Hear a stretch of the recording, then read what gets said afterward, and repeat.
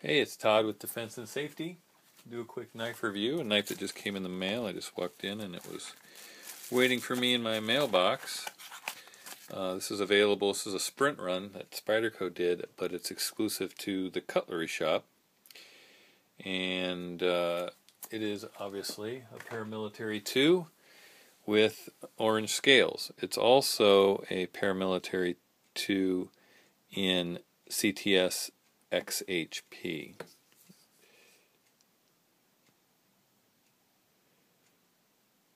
can see.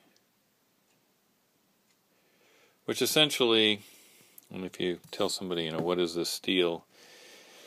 Most people will say it's like a stainless D2. So it's a good tool steel. It's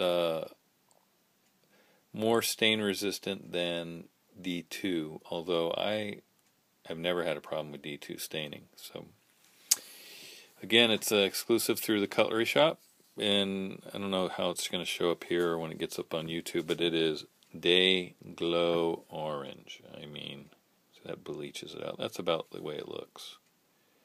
It is Day Glow. There is no more orange than this. All stainless or silver hardware. Other than that, it's just a pair of two. I thought it's interesting. I don't know how many they're making, but I know that the order, that if you didn't pre-order, there aren't any more.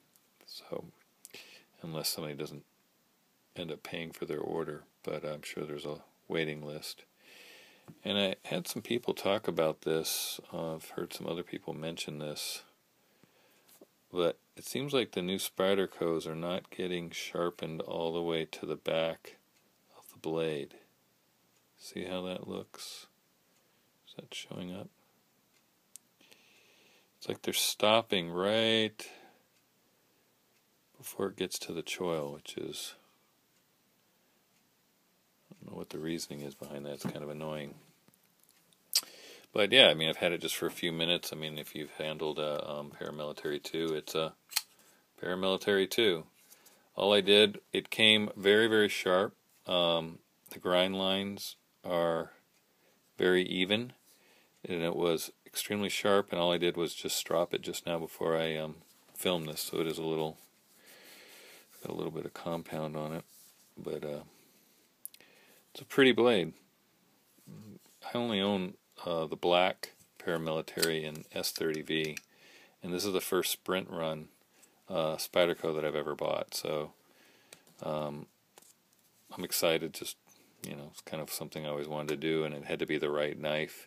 The thing I like about the Para 2 is, I think if I were going to only own one Spyderco, it would be the Para 2. I just think it's probably the best designed size and ergonomics of any knife Spyderco makes. I own a lot of Spydercos, but if I had to pick just one, it would be this design, the Para 2. And so I thought if I'm going to get a sprint run, it would be a Para 2 sprint. Plus, they're very left-hand friendly because they do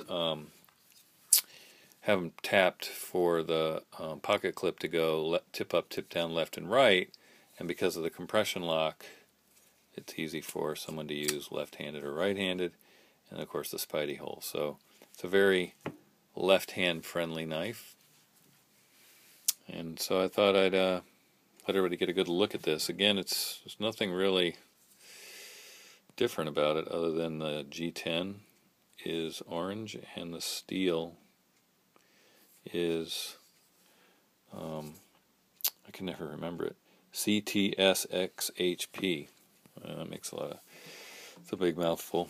But again, it's, you can Google it, but it's supposed to be a lot like D2, just more stain resistant. So they call it kind of a stainless D2.